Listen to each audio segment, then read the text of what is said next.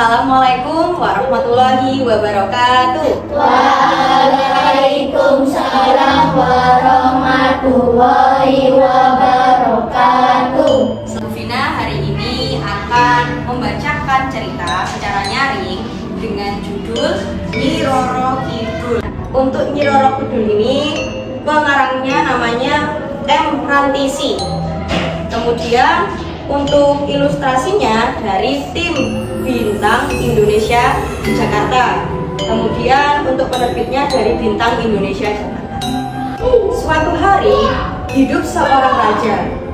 Raja tersebut hendak menurunkan tahta kerajaan. Namun ia sedih karena ia hanya mempunyai anak perempuan. Dia tidak memiliki anak laki-laki. Putri perempuannya yaitu namanya Kadita. Karena raja tidak punya anak laki-laki, maka raja berencana untuk mempersunting Dewi Mutiara. Tak lama setelah dipersunting oleh raja, Dewi Mutiara hamil. Nah, ternyata dia mengandung seorang putra. Mutiara pada suatu hari meminta sang raja untuk mengusir Kadita dari kerajaan. Ini keterlaluan, aku tidak bersedia meluluskan permintaanmu kali ini, kata sang raja. Mendengar jawaban demikian, Dewi Mutiara menyimpan dendam dalam hatinya. Suatu hari, Dewi Mutiara memanggil seorang tukang sihir. Buatlah tubuh Kadita berkudis dan berkurap. Jika kau berhasil, maka akan kuberikan kau hadiah sebagai imbalannya.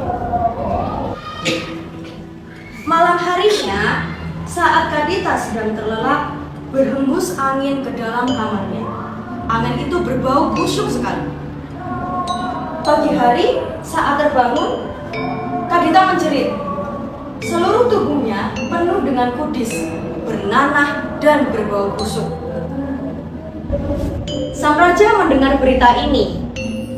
Sangat sedih hatinya. Ia mengundang banyak tabib untuk menyembuhkan penyakit putrinya.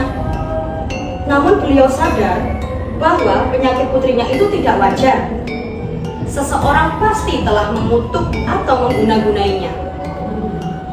Masalah yang terjadi menjadi semakin rumit.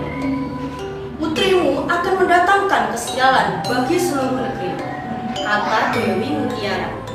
Karena raja tidak menginginkan putrinya menjadi gunjingan seluruh negeri, maka raja terpaksa menyetujui usul Dewi Mutiara untuk mengirim putrinya keluar dari negeri itu. Maka berangkatlah Kadita seorang diri. Walaupun perasaannya sangatlah sedih, namun Kadita tidak mendendam dan membenci orang yang membencinya. Ia bagaikan mendengar suara memanggil agar ia menceburkan dirinya ke laut. Ia berjalan terus menuju laut lepas. Begitu tersentuh air, tubuhnya pulih kembali. Tak ada sedikit pun bekas luka maupun kudis. Ia bahkan tampak lebih cantik daripada sebelumnya. Tak hanya itu, ia segera menguasai seluruh lautan dan juga isinya, dan mendirikan kerajaan yang sangat megah, kokoh, dan juga indah, dan berwibawa dengan ribuan pasukan yang selalu mendampinginya. Dialah kini yang telah menjadi Ratu Pantai Selatan. Sekian. Ya, tadi ya cerita tentang Nyi Roro Kidul. Nah, bisa diambil maknanya, kemudian nilai-nilainya, bahwa kita itu juga harus selalu berdoa supaya dihindarkan dari sesuatu yang tidak baik untuk kita, dan juga harus tetap positive thinking atau berpikiran baik kepada Allah dan Tuhan Yang Maha Esa.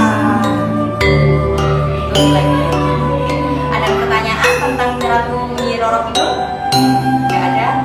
Oke, lain kali kita baca cerita rakyat yang lain ya. Oke, kalau gitu kita akhiri. Wassalamualaikum warahmatullahi wabarakatuh.